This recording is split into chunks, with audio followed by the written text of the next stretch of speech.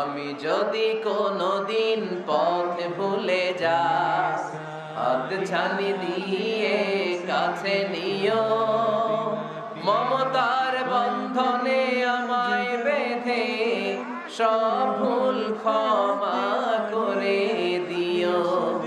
আমি যদি কোনদিন পথ ভুলে যাই, হাত ছানি দিয়ে কাছে নিও, মমতার বন্ধনে আমায় বেঁধে সব ভুল ক্ষমা করে দিও। চিল্লায় পড়তে হবে আমিন।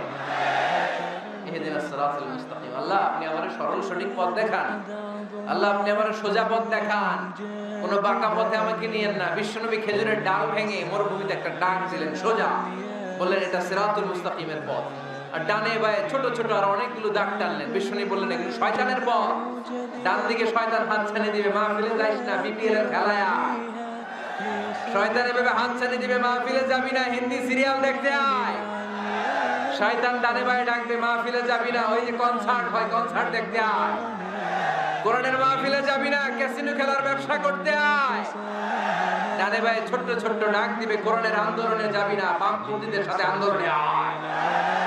এরকম সিরাতুল মুস্তাকিমের ডানে বায়ে রাম আর বামপন্থীদের ডাক আছে না নাই? কোনো ডাকে মুসলমান যায় না, ডানে বায়ে কোথাও মুসলমান মুভ করে না। মুসলমান চলে সোজা রাস্তায়। এ রাস্তার নাম হচ্ছে সিরাতুল মুস্তাকিম। চিল্লায় বলতে হবে রাস্তার নাম কি? প্রতিদিন এই রাস্তাটা আমরা আল্লাহর কাছে চাই। আমরা বলি ইহদিনাস সিরাতাল মুস্তাকিম। আল্লাহ সরল সঠিক সোজা রাস্তাটা আপনি আমাদেরকে দেখান। চিল্লায় পড়েন আমিন।